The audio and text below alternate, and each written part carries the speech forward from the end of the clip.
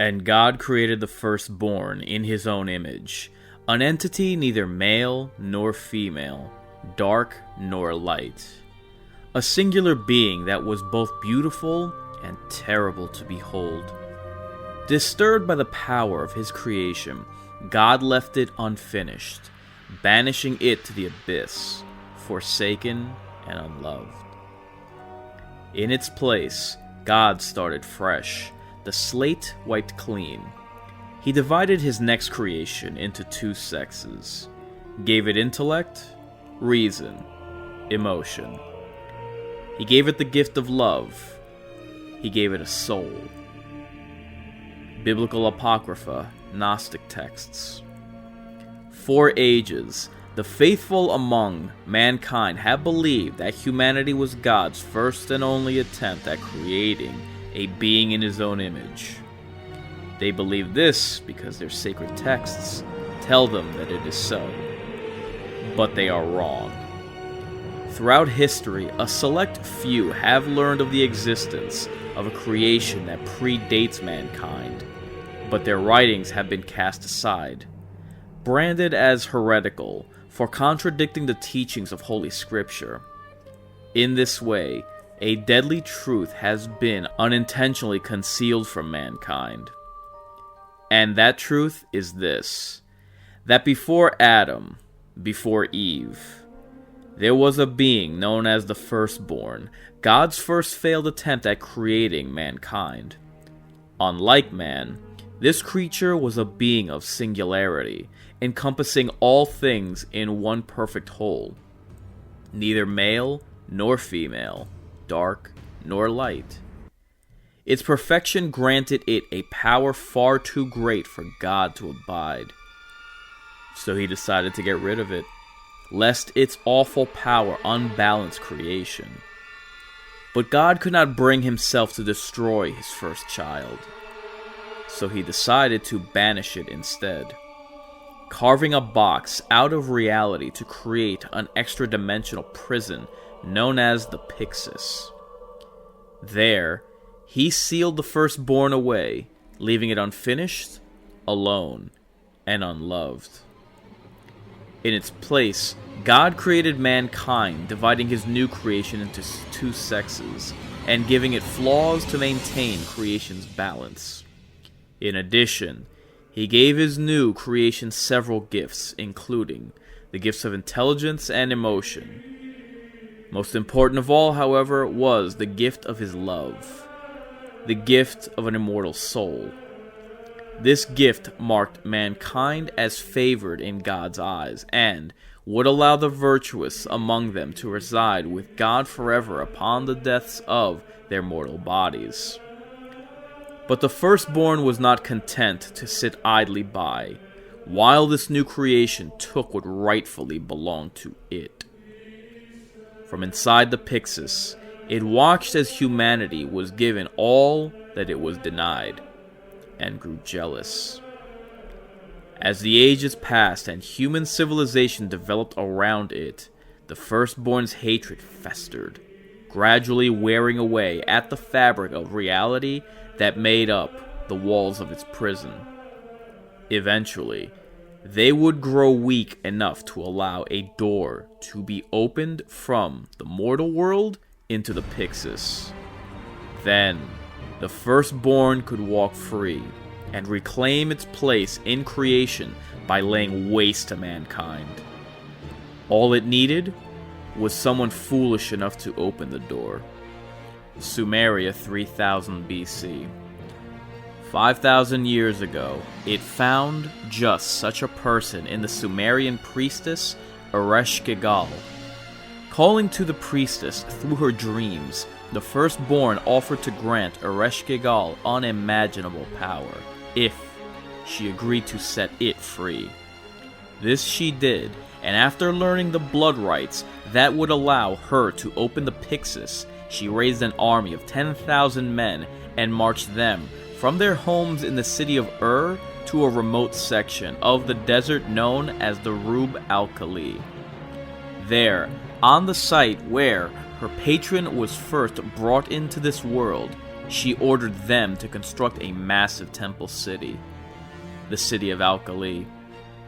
Only here, where the Firstborn's presence had tainted the very earth, could the Pyxis be opened. When the city was complete, she gathered the men at the top of the temple and slaughtered them all. The negative karma released by their deaths acted as the fuel for Ereshkigal's spell, allowing her to tear a hole through reality and enter the Pyxis to greet her master face to face. But, unbeknownst to her, a group of 7 warrior priests had disguised themselves as members of her army to sneak across the desert and stop her from unleashing the Firstborn. Their leader, a man named Antidorunu, had been warned of Ereshkigal's intention and knew that if she were allowed to succeed, it would mean the end for all mankind.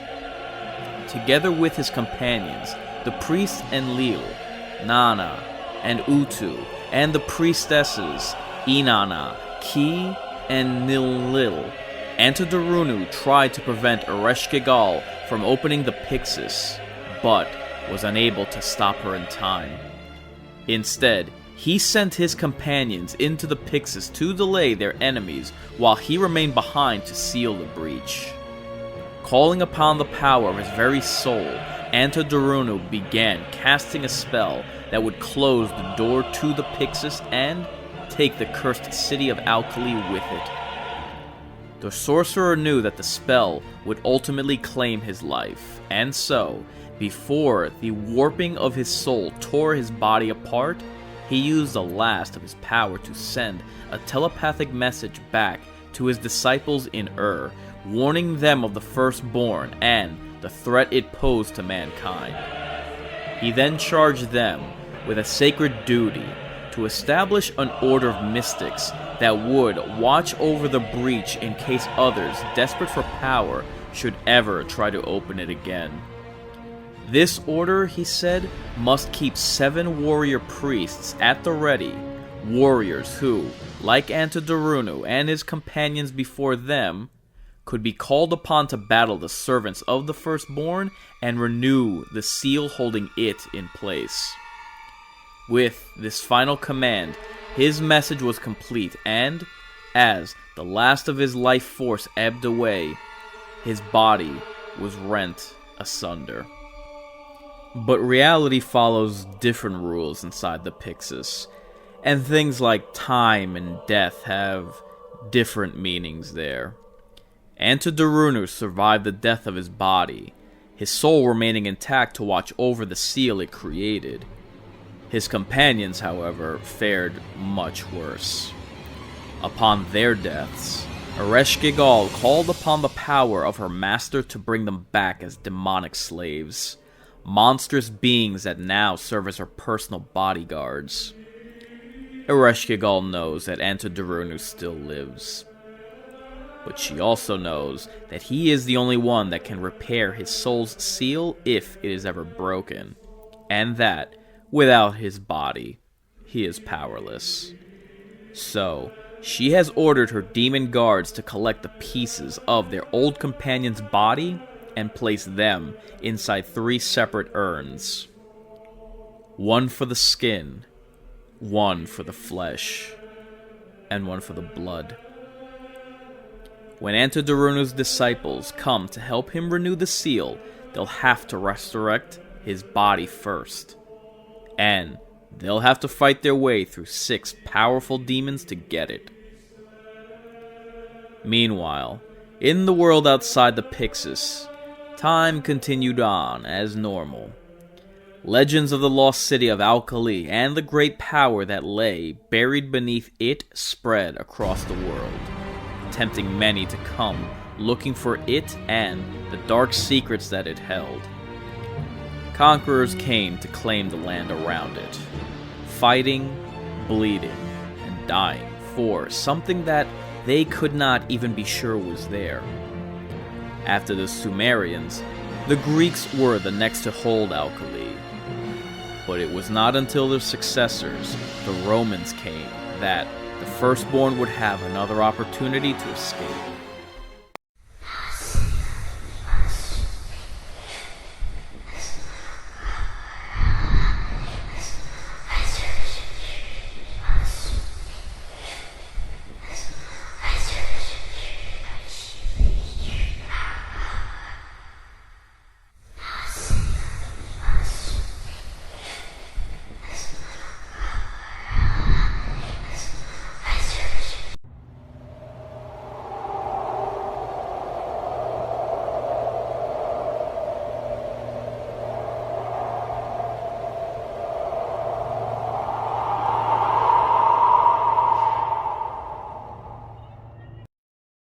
If you're resigned to your fate, time to subscribe to your fears.